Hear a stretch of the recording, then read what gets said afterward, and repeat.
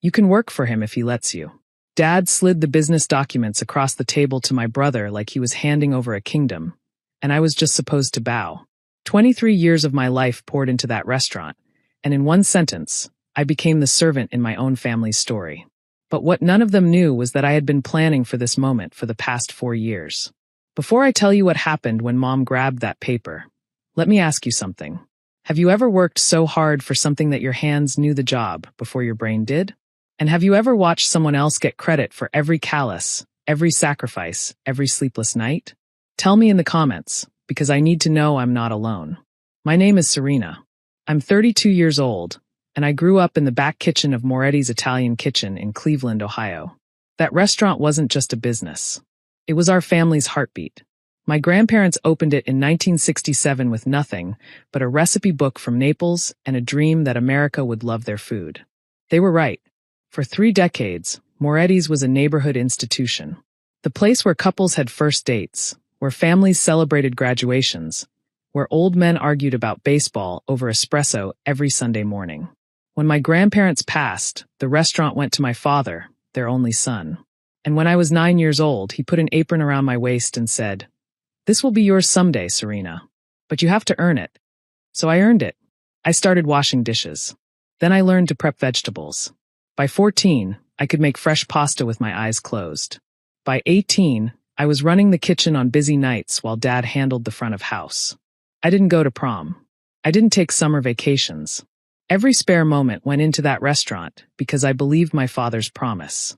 This will be yours someday. My younger brother Vincent had different plans. He was 3 years younger and decades less interested.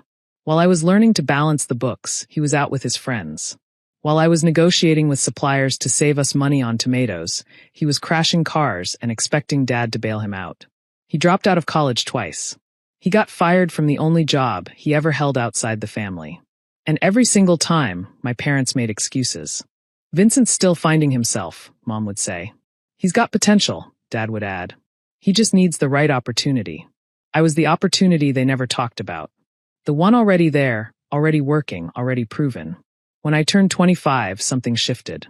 Dad started getting tired. His knees hurt from decades of standing on kitchen floors. His eyes strained over the accounting books. He pulled me aside one evening and said, "Serena, I need you to take over more. I can't do this alone anymore." I didn't hesitate. I took over ordering, inventory, staff scheduling, payroll. I redesigned the menu to bring in younger customers while keeping the classics that made us famous.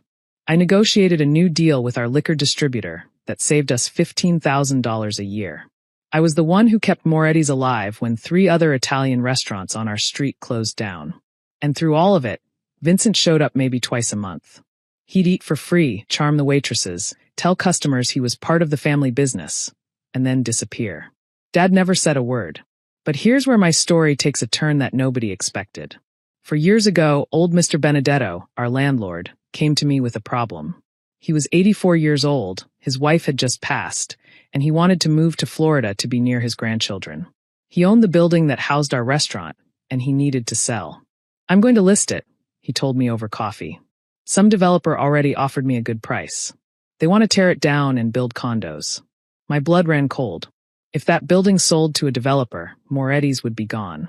60 years of family history, erased for luxury apartments. "How much?" I asked. He told me the number. It was high, but not impossible. Not if I emptied everything I had. I didn't tell my parents. I didn't tell anyone. I went to the bank, leveraged my savings, took out a loan using my own credit, and my proven track record of managing the restaurant's finances. I worked with a lawyer who helped me structure the deal quietly. And 6 weeks later, I signed the papers. I became the owner of the building that housed my family's restaurant. Mr. Benedetto shook my hand with tears in his eyes. "Your grandparents would be proud," he said. "You're the only one who fought for it." I kept the ownership quiet. I continued paying the same rent my father had always paid, processing it through a property management company, so he'd never see my name on the paperwork. I wanted to tell him. I wanted to see his face light up knowing the building was safe, that our legacy was protected. But something told me to wait. Something told me the truth about my family hadn't fully revealed itself yet. I was right. The revelation came on a Sunday, after the lunch rush had cleared and the restaurant was quiet. My parents called a family meeting. Vincent was there, looking smug in a way that immediately raised my suspicions. He was wearing a new watch. Expensive. The kind of watch you wear when you think you've already won something. Dad cleared his throat and placed a stack of documents on the table. Your mother and I have made a decision, he began. It's time for the next generation to take over Moretti's. My heart lifted for one brief, foolish moment. Then Dad slid the papers to Vincent. Congratulations, son. The restaurant is yours. The silence that followed was deafening. I watched my brother's smug smile widen. I watched my mother nod approvingly, her eyes never once meeting mine. I watched my father, the man who had promised me this legacy, hand it to someone who couldn't tell the difference between oregano and basil. What? The word escaped my mouth before I could stop it. Dad finally looked at me, and his expression wasn't apologetic. It was dismissive. Serena, you've done great work here. Really. But Vincent needs this. He needs the responsibility to grow. You understand. I didn't understand. I would never understand. You can work for him, Dad continued, if he lets you. We'll make sure you have a position. If he lets me. I repeated the words slowly, tasting the betrayal in each syllable. Vincent leaned back in his chair, arms crossed. Don't worry, sis. I'm sure we can find something for you to do. Maybe you can keep running the kitchen. You're good at the behind-the-scenes stuff. Behind the scenes. 23 years of my life reduced to behind the scenes.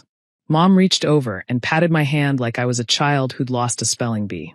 This is what's best for the family, Serena. Vincent has new ideas. Fresh energy. The restaurant needs that. I looked at the three of them. The family I had sacrificed everything for.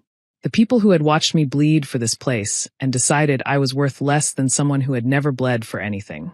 And then I smiled. It wasn't a sad smile. It wasn't a defeated smile. It was the smile of someone who had been waiting 4 years for this exact moment.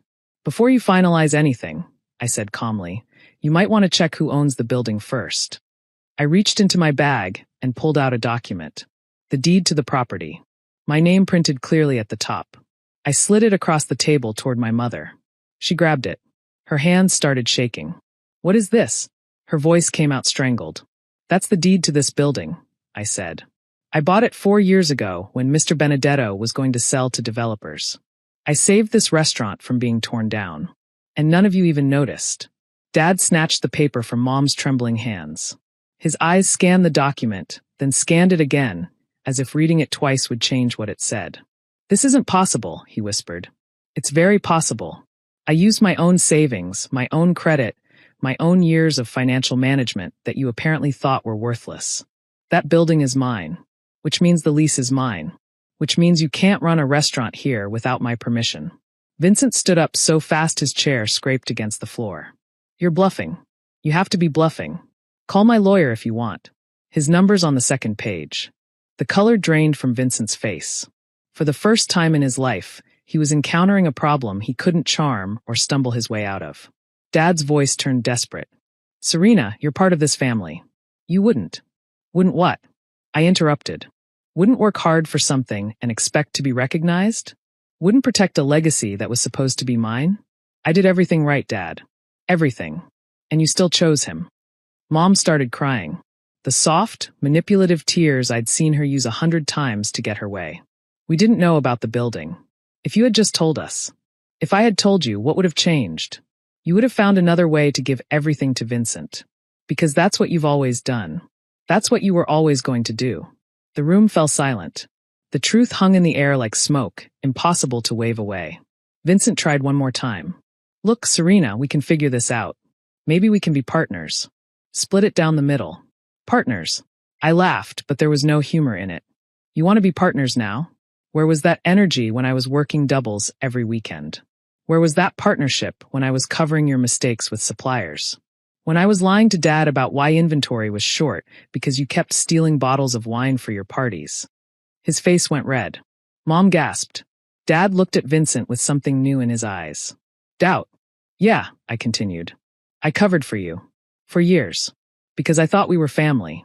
Because I thought eventually you'd grow up and we'd run this place together. But you didn't grow up. And they enabled you every step of the way. I stood up and gathered the deed from the table. Here's what's going to happen. I'm not kicking you out. I'm not shutting down the restaurant. Grandma and Grandpa built this place with love, and I won't destroy their legacy out of spite. I looked directly at my father. But you're going to pay me fair market rent. Every month on time. And you're going to put in writing that I have first right of refusal if you ever decide to sell the business. Those are my terms. Dad's jaw tightened. And if we refuse, then I find new tenants. There are 3 restaurant groups who would kill for this location. Your choice. I walked toward the door, then stopped. One more thing. I won't be working here anymore. Not for you, not for Vincent, not for anyone. I've spent my whole life being the behind-the-scenes person who made everything run. It's time I built something that's actually mine. I left without looking back. 6 months later, I opened my own restaurant 2 miles away. I called it Serena's. No family name, no legacy attached. Just me, my recipes, my vision. It took 1 year to turn a profit. By year 2, we had a 45-minute wait on Friday nights. Last month, Cleveland Magazine named us one of the top 10 new restaurants in the city. Moretti's is still open. Vincent runs it now, technically, though from what I hear through the grapevine, my father still makes most of the decisions because Vincent can't handle the pressure. The rent checks arrive on time every month. My lawyer makes sure of that. My parents have tried reaching out a few times. Awkward voicemails, stiff text messages. Mom sent flowers on my birthday with a card that said, "We should talk." I haven't responded. Some people might say I should forgive them. That family is family. That holding grudges only hurts yourself. And maybe they're right. Maybe someday I'll be ready to have that conversation. But not today. Today, I'm too busy building something real. Something that belongs to me not because someone handed it to me, but because I earned it. Every brick, every recipe, every customer who walks through my door. If you've ever been the overlooked one, the one who works twice as hard and gets half the credit, I want you to know something. Your time is coming. Keep building. Keep documenting. Keep protecting what's yours. Because one day, you'll slide a piece of paper across the table, and the people who underestimated you will finally understand. They'll finally see what they missed. And by then, it'll be too late. If this story resonated with you, tell me your story in the comments below. And don't forget to subscribe, because the next one might hit even closer to home.